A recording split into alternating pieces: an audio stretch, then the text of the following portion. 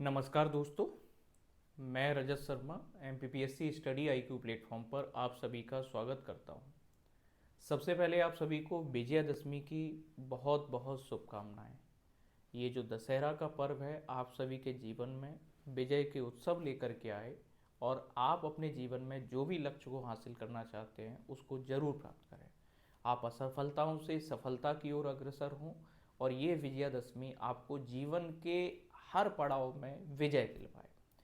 तो आज दोस्तों, जैसा कि आपको पता है कि एक संगठन है हमारे देश में और सामाजिक सांस्कृतिक संगठन के रूप में जाना जाता है, जिसे आरएसएस यानी कि राष्ट्रीय स्वयंसेवक संघ। ये राष्ट्रीय स्वयंसेवक संघ ने अपने 100 वर्ष का जो कालखंड है उस 100 वर्ष के कालखंड को पूरा कर लिया है। 1925 में 1925 में आरएसएस या राष्ट्रीय स्वयंसेवक की स्थापना हुई थी और ये स्थापना का 100वां वर्ष है आरएसएस का।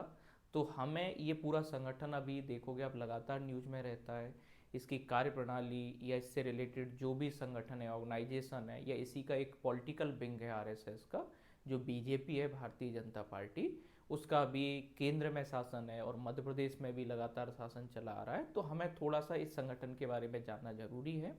दूसरी बात, हमारे एग्जाम पॉइंट ऑफ व्यू से क्या इंपॉर्टेंट हो सकता है, तो हमारे एग्जाम पॉइंट ऑफ व्यू से ये है कि देश का इतना बड़ा संगठन जिसने अपने पूरे 100 साल कर लिए, तो उसके बारे में कुछ बेसिक बातें आपको पता होना चाहिए, या इससे जुड़ी हुई जो अन्य इकाइयां हैं या जो अन्य आनुषंगिक जो संस्थाएं हैं जिन्हें संघ परिवार के नाम से जाना जाता है, तो उनके बारे में भी आपको क्या होना चाहिए, पता होना चाहिए। तो आज के इस सेशन में हम लोग एक छोटे से, बिल्कुल मैं बहुत ही कम समय में आरएसएस के बारे में आप लोगों को क्या करना चाहता हूँ, बताना चाहता हूँ। तो सबसे पहली बात तो ये देखोगे कि आरएसएस, जिसे राष्ट्रीय स्वयंसेवक संघ के नाम से जाना जाता है, इसकी स्थापना हुई थी 27 सितंबर 1925 को, यानी कि 27 सितंबर 1925 को, 27 सितंबर 1925 को इसकी स्थापना हुई थी। और फाउंडर या इसके संस्थापक कौन है? डॉक्टर केशव बलराम हेडगेवार। आपको ये घर दिखाई पड़ रहा होगा, यहाँ पे लिखा है हेडगेवार निवास। ये हेडगेवार निवास में ही आरएसएस की नींव पड़ी थी और शुरुआती जो मुख्यालय है आरएसएस का वो यहीं पर हुआ करता था। नागपुर में हेडगेवार जी का जो घर हुआ करता था, वहीं पर आरएसएस की स्थापना हुई और आरएसएस शुरुआती यहीं से हमें देखने को मिलेगा। तो मैंने बताया कि 27 सितंबर 1925 को डॉक्टर केशव बलराम हेडगेवार ने आरएसएस का एस्टेब्लिशमेंट किया। और स्थापना कहाँ हुई? नागपुर में। तो मुख्यालय भी आज की डेट में भी, अगर हेडक्वार्टर आरएसएस का आपसे कोई पूछे, तो आज की डेट में भी आरएसएस का हेडक्वार्टर आपको नागपुर, महाराष्ट्र में मिलेगा। ये किस तरह का ऑर्गेनाइजेशन है? तो एक सामाजिक, सांस्कृतिक और राष्ट्रवादी संगठन है। एक सोशियो कल्चरल और नेशनलिस्ट ऑर्गेनाइजेशन ये अपने आप को क्या करता है, बोलता है। तो आरएसएस स्थापना कब हुई? 27 सितंबर 1925 को। किस, इसके फाउंडर कौन है या संस्थापक कौन है? डॉक्टर केशव बलराम हेडगेवार हैं। इसका मुख्यालय कहाँ पर है? नागपुर, महाराष्ट्र में है। और एक सामाजिक, सांस्कृतिक और राष्ट्रवादी संगठन है, ये अपने आप को ये इस प्रस्तावना में बोलता है आरएसएस। दूसरी बात देखोगे कि ये भारत का सबसे बड़ा स्वयंसेवी संगठन है। कि ये आरएसएस आज की डेट में अगर आप देखा जाए, भारत और दुनिया में इसकी लगभग 60,000 से ज़्यादा शाखाएं संचालित हो रही हैं। भारत के अलावा विदेशों में भी इसकी शाखाएं क्या हैं, संचालित हैं। तो आज की डेट में भारत का सबसे बड़ा स्वयंसेवी संगठन आरएसएस, राष्ट्रीय स्वयंसेवक संघ है। इसके अलावा जैसे अगर आप देखोगे कि इसका जो चीफ होता है आरएसएस में, जो सबसे टॉप पोजीशन पर जो आदमी होता है, उसे प्रमुख सर संघ चालक बोलते हैं। यानी कि जो आरएसएस के सर संघ संचालक जो होते हैं या सर संघ चालक जो होते हैं, वो इसके टॉप लीडर होते हैं। आरएसएस में जो सबसे हेड करने वाले आदमी हैं उन्हें सर संघ चालक बोला जाता है। तो जो सबसे पहली शुरुआत में जिन्होंने इसको इस्टेब्लिश किया, डॉक्टर केशव बलराम हेडगेवार जी ने, तो 1925 से लेकर 1940 तक आरएसएस के सर संघ चालक कौन रहे? केशव बलराम हेडगेवार। फिर इनके बाद माधव सदाशिव गोलवलकर जी जो है इसके सरसंघ चालक बने। इसके अलावा फिर माधवराव देशमुख बने। तो 1940 से 73 तक, 1973 तक माधव सदाशिव गोलवलकर जी रहे। 1973 से 1994 माधवराव देवरस रहे। फिर इसके बाद 1994 से लेकर के 2000 तक प्रोफेसर राजेंद्र सिंह जो आरएसएस है उसके सर संघ चालक के रूप में इन्होंने काम किया। फिर 2000 से लेकर के 2009 तक अभी के एस सुदर्शन हमें देखने को मिलेंगे, और अभी वर्तमान समय में मोहन भागवत जी जो है इसके क्या है, हेड है। तो अभी तक आरएसएस के प्रमुख हेड या प्रमुख के तौर पर कितने लोग काम कर चुके हैं 1925 से लेकर के आज तक, मतलब 100 साल इस संगठन के पूरे हो गए हैं, तो 6 लोग कर चुके हैं। और अभी 2009 से 2025 अभी जो वर्तमान में हम क्लास रिकॉर्ड कर रहे हैं आज दशहरा के अवसर पर, तो आज भी मोहन भागवत जी ही आरएसएस के सर संघ चालक हैं। ये बात भी आप क्या करना है, पता रखनी है। तो आरएसएस स्टैब्लिश हुआ। आरएसएस की जो शुरुआती स्थापना ये हेडगेवार जी का जो घर हुआ करता था वहां पर स्थापना हुई। देश का सबसे बड़ा स्वयंसेवी संगठन है। 60,000 से ज़्यादा इसकी पूरे देश भर में शाखाएं क्या हो रही हैं, संचालित हो रही हैं। इसके अलावा ये अपने आप को किस तरह का संगठन बोलता है, सोशियो कल्चरल नेशनलिस्ट ऑर्गेनाइजेशन, यानी कि सामाजिक, सांस्कृतिक और राष्ट्रवादी संगठन इन्होंने अपनी प्रस्तावना में क्या करके रखा है, लिख के रखा हुआ है। अब अगली बात समझिएगा कि जो आरएसएस है इसने जो स्टैब्लिश हुआ ये संगठन, इसके उद्देश्य क्या है। तो भारत का जो कल्चर है और जो ट्रेडिशन है उसको कंजर्व करना या उसको प्रोटेक्ट करना। आरएसएस के प्रमुख उद्देश्यों में पहला एक उद्देश्य है भारत की संस्कृति, अनेकों जो संस्कृतियां हैं भारत में, डिफरेंट डिफरेंट टाइप जो कल्चर हैं, उन कल्चर्स को और जो ट्रेडिशंस हैं, परंपराएं हैं, उनके संरक्षण को क्या करना, सुनिश्चित करना, ये आरएसएस का उद्देश्यों में से एक है। दूसरा उद्देश्य है कि नेशनल यूनिटी और जो डिसिप्लिन है उसको क्या करना, डेवलप करना, कि राष्ट्रीय एकता और अनुशासन का क्या करना, देश के नागरिकों के भीतर विकास करना। देश के नागरिकों के भीतर राष्ट्रभक्ति, सेवा की भावना, सामाजिक जागरूकता, इन चीजों का भी क्या करना, विकास करना, और एक हिंदू समाज को संगठित करना, या हिंदू सोसाइटी है उस हिंदू सोसाइटी को यूनाइट करना, ऑर्गेनाइज करना, ये भी आरएसएस का क्या है, प्रमुख उद्देश्य है। तो आरएसएस जो अपने आप को सामाजिक सांस्कृतिक संगठन बताता है, उस आरएसएस के प्रमुख उद्देश्य क्या क्या है, देश की संस्कृति और परंपरा की रक्षा करना, देश में एकता को बढ़ावा देना, देश में अनुशासन का विकास करना, देश के जो नागरिक हैं उनके भीतर जो है राष्ट्रीय जो भावना है, राष्ट्रभक्ति की जो भावना है, सेवा की भावना, या उसके अलावा सामाजिक जो जागरूकता, सोशल अवेयरनेस, उसको क्या करना, प्रमोट करना, और हिंदू समाज को या हिंदू वर्ग को क्या करना, संगठित करना। चूंकि आरएसएस या जो हमारे यहाँ सांस्कृतिक संगठन है उनका मानना ये है कि इंडिया में या भारत में या हिंदुस्तान में रहने वाले सभी लोग जो हैं हिंदू हैं, भले ही उनका जो धार्मिक पद्धति या उनका जो स्पिरिचुअल वे ऑफ प्रैक्टिस कुछ भी हो, या उनका रिलीजियस वे ऑफ प्रैक्टिस कुछ भी हो, लेकिन वो सभी जो हैं लोग जो भारत में पैदा हुए, भारत की धरती पर पैदा हुए, या भारत के लिए जो लोग काम कर रहे हैं वो सभी जो हैं हिंदू हैं। तो ऐसे पूरे हिंदू समाज को एक करना, ये आरएसएस का क्या हमें देखने को मिलता है, कहीं ना कहीं हिंदू समाज को संगठित करना, ये इसका उद्देश्य हमें देखने को मिलता है। अब अगली बात ये है कि आरएसएस की जो कुछ चीज हमें कुछ इससे जुड़ी हुई चीज़ें हमें देखने को मिलेंगी। जैसे हम दो चीज़ें पहले समझेंगे, इसका एक स्ट्रक्चर समझते हैं कि आरएसएस की पूरी संरचना किस तरीके की है, और दूसरा इससे रिलेटेड जो एसोसिएटेड जो इंस्टीट्यूशन या अलग अलग जो बॉडी हैं, वो आनुषंगिक संस्थाएं हैं, वो क्या हैं, उनको भी हम लोग क्या कर लेते हैं, डिस्कस कर लेते हैं। आरएसएस में एक तो सबसे इंपॉर्टेंट जो लोग हैं वो हैं स्वयंसेवी या स्वयंसेवक बोला जाता है, यानी कि आरएसएस के जो एक्टिविस्ट हैं, जो जमीनी स्तर पर काम करने वाले लोग हैं, उन्हें आरएसएस के स्वयंसेवक बोला जाता है। दूसरा, आरएसएस का एक यूनिफॉर्म या ड्रेस कोड है, जिसमें खाकी पैंट है, पहले हाफ हुआ करता था, फुल कर दिया है, सफेद शर्ट और काली टोपी, ये आरएसएस की क्या है, यूनिफॉर्म है। इसके अलावा आरएसएस की शाखा, यानी कि आरएसएस की जो बेसिक लेवल पर जो मेन यूनिट है, लोकल लेवल पर सबसे जो मेन इकाई है, वो है शाखा। ये शाखाएं जो हैं गांव देहात हर जगह जहां पर भी आरएसएस संस्था काम कर रही है, वहां पर शाखाओं का संचालन होता है, और शाखा सुबह या शाम को खुले मैदान में शाखाओं का क्या किया जाता है, आयोजन किया जाता है। तो सबसे पहली बात कि आरएसएस का मेन पिलर दो चीजें हैं, एक तो इसके स्वयंसेवक और दूसरी इसकी शाखाएं, और इनको एक प्रॉपर कंडक्ट में रखने के लिए कुछ नियम बनाए गए हैं कि शाखाओं की शुरुआत कैसे होगी, गणवेश क्या होगा, शाखा में झंडा वंदन किस तरीके से होगा, गीत कौन सा गाया जाएगा, खुले मैदान में होगा, कुछ खेल प्रतियोगिताओं का आयोजन किया जाएगा।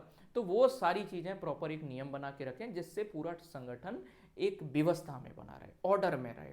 इसलिए ये कुछ जो है स्वयंसेवक इसके मेन पिलर हैं, और शाखाएं दो चीज़ें मेन पिलर हैं। इनके लिए एक यूनिफॉर्म बनाई गई है, पहले हाफ पैंट हुआ करता था, फुल है, सफ़ेद शर्ट और काली टोपी। अब आरएसएस से जुड़ी हुई कुछ संस्थाएं हमें देखने को मिलेंगी या एसोसिएटेड ऑर्गेनाइजेशन देखने को मिलेंगे। जैसे आरएसएस की जो पॉलिटिकल विंग है या राजनीतिक संगठन है, उसे आप बीजेपी के नाम से जानते हो या भारतीय जनता पार्टी के नाम से जानते हो। कि आरएसएस का जो पॉलिटिकल ऑर्गेनाइजेशन है, आरएसएस का ही राजनीतिक संगठन है जिसका नाम बीजेपी, और इसका शासन अभी केंद्र के स्तर पर भी और राज्य के स्तर पर भी, मध्य प्रदेश में भी इसका शासन है। इसके अलावा आरएसएस का रिलीजियस और कल्चरल ऑर्गेनाइजेशन, जिसे आप विश्व हिंदू परिषद के नाम से जानते हो, तो ये आरएसएस का ही एक आनुषंगिक संगठन है, विश्व हिंदू परिषद। इसके अलावा एक स्टूडेंट ऑर्गेनाइजेशन है आरएसएस का, जिसे एबीवीपी के नाम से आप लोग जानते हो, अखिल भारतीय विद्यार्थी परिषद। इसके अलावा लेबर यूनियन है आरएसएस की, या लेबर ऑर्गेनाइजेशन है, जिसे भारतीय मजदूर संघ के नाम से जाना जाता है।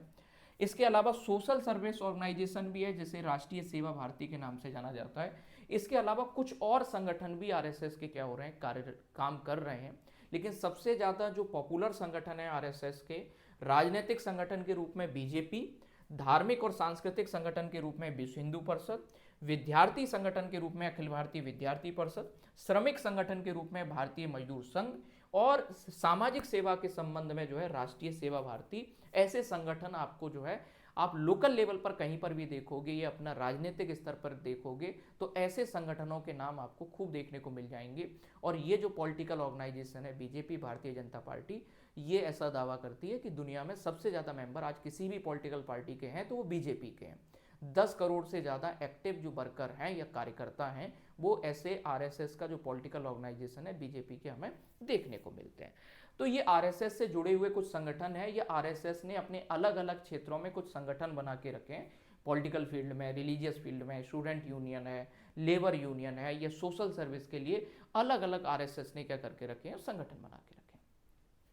हालांकि आरएसएस मतलब जितना मैं बात कर रहा हूँ, या आज के समय में जो हम आरएसएस का जो रूप देख रहे हैं, या इसका इतना जो विस्तार देख रहे हैं कि इसका ग्राउंड बेसिस पर इतना मास जो इस एक्सपेंशन है आरएसएस का, इतने स्वयंसेवक हैं, 60,000 से ज़्यादा जो है हमें इसके कार्यालय देखने को मिल रहे हैं या शाखाएं संचालित हो रही हैं। हालांकि आरएसएस कुछ विवादों में भी रहा है। आप मेरे पीछे एक पिक्चर देख रहे होंगे, और इसमें गांधी जी का जो है जिस दिन देहावसान हुआ, चूँकि आज 2 अक्टूबर भी है, महात्मा गांधी जयंती है, और महात्मा गांधी जयंती चूँकि हम देख रहे हैं, महात्मा गांधी जी को याद भी कर रहे हैं उसी संबंध में, तो 30 जनवरी 1950 को जब महात्मा गांधी जी का देहावसान हुआ, तो नाथूराम गॉडसे ने जब महात्मा गांधी जी की हत्या की, उन्हें गोली मारी, तो ऐसा नाम निकल के आया कि जो नाथूराम गॉडसे हैं, इनका संबंध कहीं ना कहीं आरएसएस से है। तो उस समय महात्मा गांधी जी की जब देहांत हुआ, मृत्यु हुई, उसमें आरएसएस से जुड़े हुए व्यक्तियों का नाम आना, इसकी वजह से आरएसएस पर 1948 में प्रतिबंध लगाया गया। इसके अलावा जैसे आप देखोगे कि 1975 में जब 25 जून 1975 को देश में आपातकाल लगा, उस समय भी आरएसएस पर बैन लगा दिया या आरएसएस पर प्रतिबंध लगा दिया। 1948 में जब प्रतिबंध लगाया गया था महात्मा गांधी जी की मृत्यु के बाद में उसे हटा लिया गया था। फिर 1975 में जब देश में आपातकाल लगा 25 जून 1975 को, 25 जून 1975 को, तब भी आरएसएस को बैन कर दिया गया। और 6 दिसंबर 1992 को जब बाबरी इंसिडेंट हुआ अयोध्या में, कार सेवकों के द्वारा बाबरी का ढांचा ढाया गया, उसके बाद भी आरएसएस पर क्या लगा दिया गया, प्रतिबंध लगा दिया गया। तो ये कई बार बात सामने आती है कि आरएसएस पर प्रतिबंध लगे, लेकिन फिर भी आरएसएस जो है इतना ग्रो कैसे कर पाया, लोगों का लोकल लेवल पर, उससे ग्राउंड लेवल पर सपोर्ट था, ये बात देखने को मिलेगी। और सरकार ने भी मतलब टाइम टू टाइम जांच भी की, कई सारी चीज़ों में देखा भी, तो सरकार को यह व्यवस्था को ठीक लगा होगा तभी ऐसे प्रतिबंध क्या कर दिए गए, हटा भी दिए गए।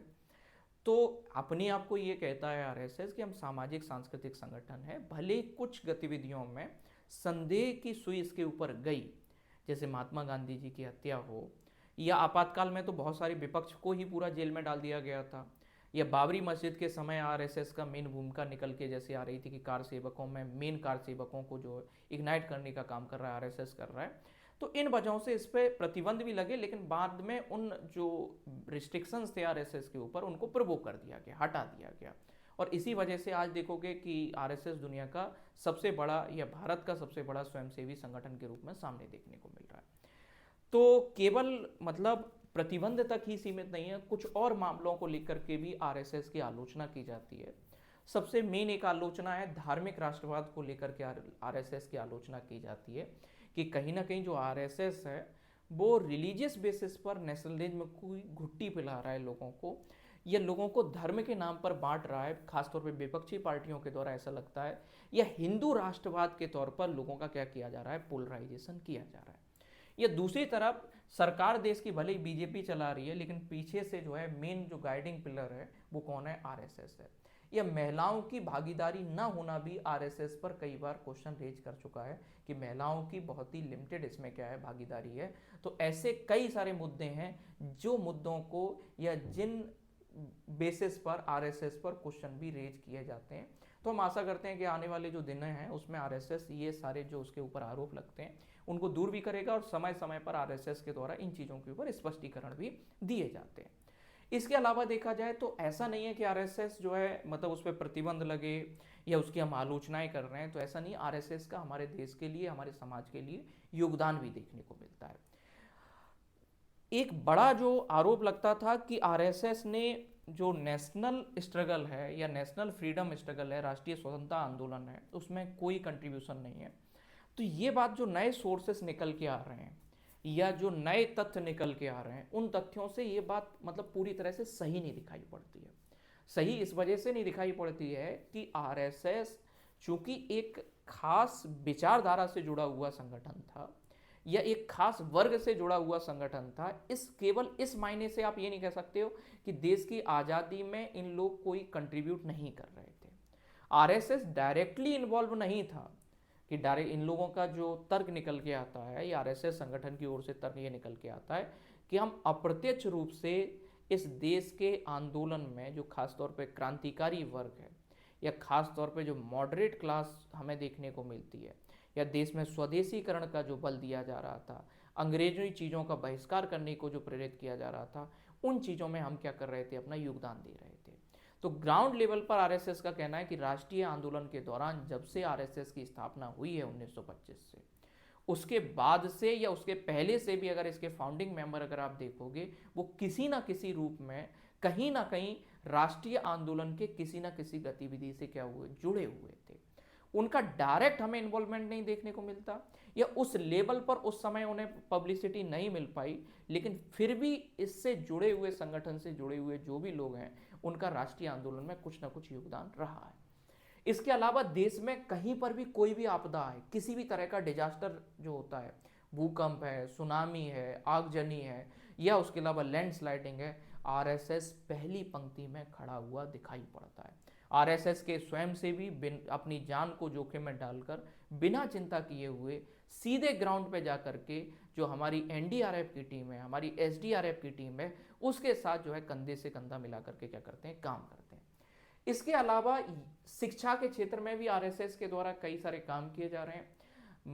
विद्यार्थियों के लिए हॉस्टल का संचालन करना, कई सारी जो संस्थाएं हैं उन संस्थाओं का संचालन करना, जैसे शैक्षणिक संस्थाएं, सरस्वती शिशु मंदिर अगर आपने नाम सुना हो, तो बिल्कुल प्राइमरी एजुकेशन के लेवल से एजुकेशन के फील्ड में ये काम कर रहे हैं। सिविल सर्विस के लिए खासतौर पे अगर आप देखोगे आरएसएस मार्गदर्शन का काम करवाता है, हॉस्टल भी चलाता है, तो ऐसी बात आपको देखने को मिलेगी। इसके अलावा देश के नागरिकों के भीतर राष्ट्रभक्ति को बढ़ावा देना या लोगों के बीच में आपसी सामंजस्य को स्थापित करने के लिए आरएसएस का काफ़ी योगदान है। और सामाजिक उत्थान कि देश के लोगों को जागरूक करना, खास चीज़ों के बारे में जागरूक करना, अपनी संस्कृति के बारे में लोगों को बताना कि आपका जो भारत की संस्कृति है वो एक समृद्ध संस्कृति रही है, हमारी जो परंपराएं हैं उन परंपराओं से लोगों को अवगत करवाना। जैसे आरएसएस अपना विजयादशमी के उत्सव को बड़े धूमधाम से मनाता है, अगर आपको पता। अब ये विजयादशमी जो है हमारी परंपरा को सूचित करता है। तो आरएसएस देश की जो परंपराएं हैं, देश की जो संस्कृति है, या देश का समाज, उस समाज को एक साथ लेकर के, एकजुट कर करके उसके आगे बढ़ाने का क्या कर रहा है, प्रयास कर रहा है। इसी संदर्भ में आरएसएस की इन योगदान को हम क्या कर सकते हैं, देख सकते हैं। अब चूंकि आपको पता है कि आरएसएस की स्थापना को 100 वर्ष पूरे हो गए हैं, आज आपको देखने को मिलेगा कि दशहरा के अवसर पर या विजयादशमी के अवसर पर तो भारत सरकार के द्वारा आरएसएस के 100 वर्ष पूर्ण होने के उपलक्ष्य में एक 100 रुपए का स्मारक सिक्का को जारी किया गया और एक डाक टिकट को भी क्या किया गया है, जारी किया गया। तो इस उपलक्ष्य में भारत सरकार के द्वारा एक 100 रुपये कॉइन और एक डाक टिकट को भी क्या किया गया, जारी किया गया है। तो हम आशा करते हैं कि आरएसएस जिन उद्देश्यों के साथ अपना चल रहा है, समाज की उन्नति, समाज का उत्थान, देश का एकीकरण या राष्ट्र की एकता और अखंडता को बढ़ावा देने के लिए काम कर रहा है, मैं चाहता हूं कि आरएसएस ने जो अपने इस उद्देश्यों को सामने रखा है, या जिन उद्देश्यों को लेकर के वो आज 100 साल पूरे कर रहा है, मैं चाहता हूं कि आरएसएस अगले आने वाले 100 साल भी पूरा करे, बस इसके उद्देश्यों पर अडिग ना हो, देश की एकता को बनाए रखे, लोगों के उत्थान पर काम करे, समाज की समरसता को बनाए रखे, समाज के विभाजन, समाज को विभाजित ना होना दे। हम ऐसी ही आशा करते हैं और आप लोगों से भी आशा करते हैं कि देश को आगे बढ़ाएं। और आज आप जो विजयादशमी का अवसर है, इस विजयादशमी के अवसर पर आपके भीतर जो भी बुराइयां हैं, जो भी कमियां हैं, उन कमियों को क्या करें, दूर करें। Thank you everyone. दशहरे की एक बार फिर से शुभकामनाएं। Thank you everyone. बने रहिएगा MPPSC स्टडी IQ के साथ।